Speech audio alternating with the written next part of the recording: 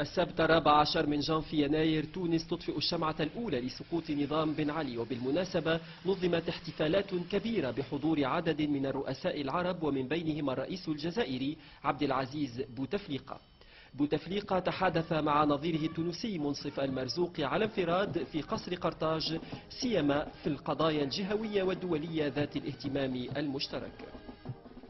ومن بين الحضور أمير دولة قطر الذي حل في زيارة رسمية ليومين، إلا أن زيارته أثارت موجة من الانتقادات.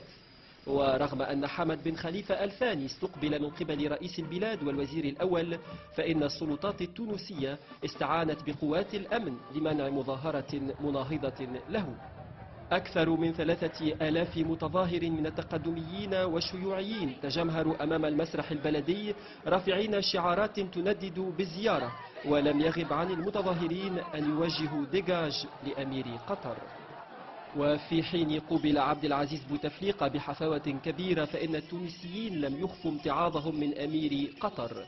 قطر التي نعتها المتظاهرون ببنك النهضة دلالة على تمويلها للحركة تثير الشكوك إلى حد توجيه الأوامر لحركة النهضة مقابل تمويلها إياها.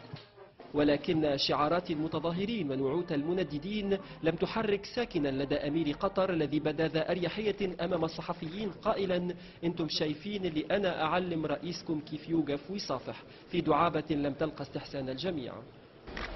انتم شايفين اني انا اعلم رئيسكم كيف يوقف ويصافح.